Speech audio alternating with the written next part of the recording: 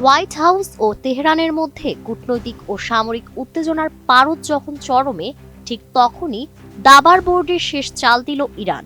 নিজের সামরিক শক্তির এক অভাবনীয় প্রদর্শন ঘটিয়ে দেশটি বিশ্বকে দেখিয়ে দিয়েছে, যে কেউ তাদের উপর হামলা চালালে তারা মুহূর্তের মধ্যে পাল্টা জবাব দিতে সক্ষম। সাগরের নিচে ব্ল্যাক হোলের পর এবার মাটির নিচে নতুন মিসাইল ঘাঁটি উন্মোচন করেছে তেহরান।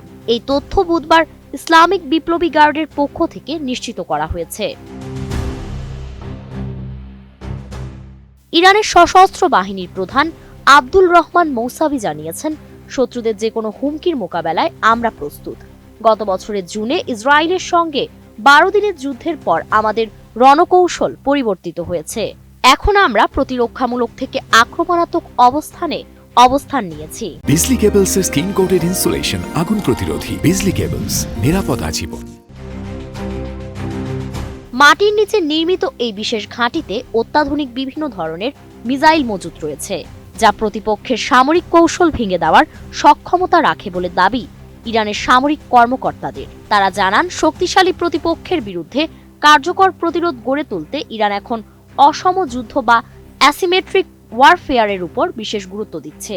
এর আগে ইরান সমুদ্রের নিচে বিস্তৃত ক্ষেপণাস্ত্র টানেলের নেটওয়ার্ক উন্মোচন করেছিল। তেহরান জানিয়েছে, এসব টানেলে শত শত দূরপাল্লার ক্রুজ ক্ষেপণাস্ত্র মজুত রয়েছে। পাশাপাশি সে সময় সতর্ক করে বলা হয়েছিল, দেশটির উপর কোনো হামলা হলে হরমুজ প্রণালীর নিরাপত্তা বজায় থাকবে না।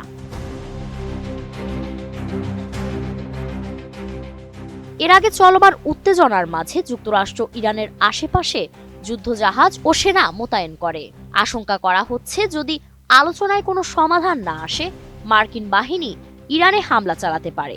এমন পরিস্থিতিতে ইরানের supreme leader Ayatollah Ali Khamenei জানিয়েছেন, যদি যুক্তরাষ্ট্র হামলা চালায় তার প্রভাবে আঞ্চলিক যুদ্ধ শুরু হবে। তবে দুই দেশের মধ্যে কূটনৈতিক আলোচনার সম্ভাবনা পুরোপুরি বন্ধ নয়।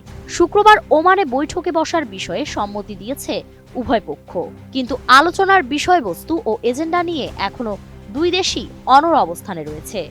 বিশ্লেষকরা বলছেন, ইরানের এই পদক্ষেপ কেবল তার সামরিক শক্তি প্রদর্শন নয়, এটি আন্তর্জাতিক মঞ্চে একটি শক্তিশালী বার্তা যুক্তরাষ্ট্র ও তার মিত্রদের জন্য।